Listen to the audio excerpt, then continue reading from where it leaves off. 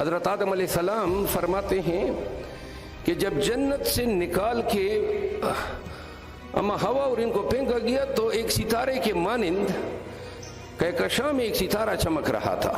تو جبرائیل سے پوچھا, آپ کو علم ہے یہ بہت بڑی.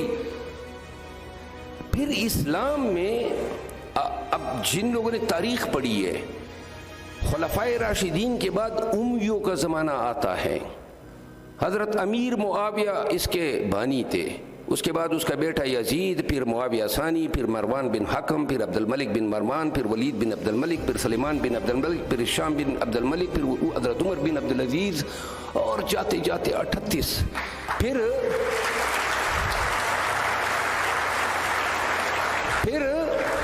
عباسی آئے, پھر مملوک آئے, اور پھر ہم اسلامی تاریخ میں دیکھتے ہیں تو اسلام میں ایک تحریک اٹھی. یاد رکھیں آج کا آپ کا آئی ٹی کا دور, آپ اس کے ساتھ تقابلی جائزہ لیں کہ اسلام میں سوالات پیدا ہو گئے. امیوں اور عباسیوں دور میں یہ ریزننگ کی باتیں کرتے تھے کہ بھائی یہ دنیا کس طرح تخلیق ہوئی.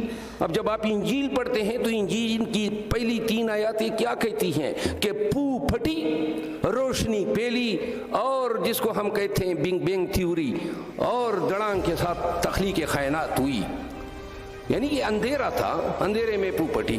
پھر سوال پیدا ہوئے, آپ نے ایک ہمارے مسلمانوں میں بعد میں لوگوں نے اس کو فرقہ بنا دیا, اثنا اشاریہ. اب میں سے کوئی جانتا ہے اثنا اشاریہ؟ حضرت حسن البصری ایک بہت بڑے عالم گزرے ہیں, مدرسے میں پڑھاتے تھے. تو ان کے پاس 3 لوگ گئے, انہوں نے کہا یا شیخ ایک شخص ہے, اس کا جو چھوٹا بیٹا ہے وہ 3 ماہ کی عمر میں مر گیا, تو یہ کہاں جائے گا, جنت میں جائے گا یا دوزخ میں جائے گا؟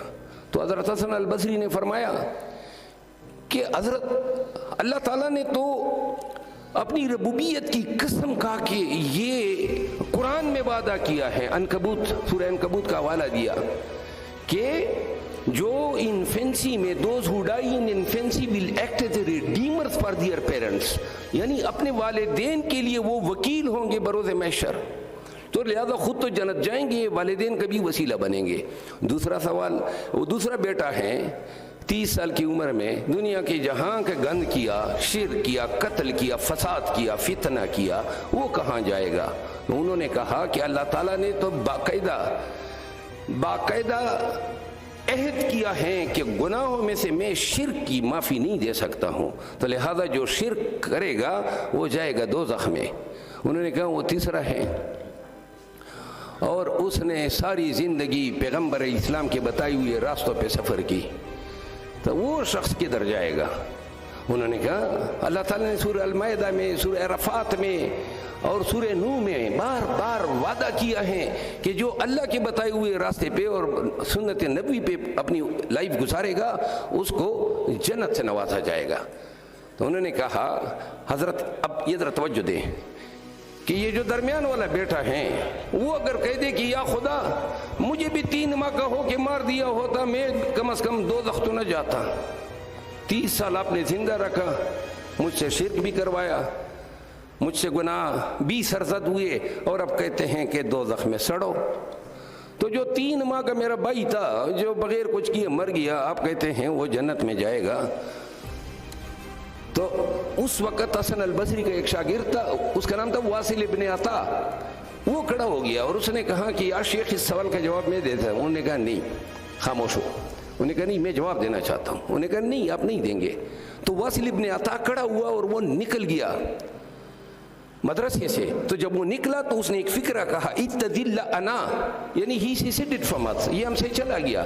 وہ جو ہی مدرسے سے باہر نکلا وہ 3 لوگ اس کے پیچھے آئے, کوئی فرلانگ آگے روک کے کہا آپ بتائیں آپ کا ذہن کیا کہتا ہے؟ انہوں نے کہا کہ خدا نے یہ بھی تو کہا ہے کہ آمنت باللہ وملائکتہ وکتبہ ورسلہ والیوم الآخر والخیر والشر, یعنی والیوم الآخر.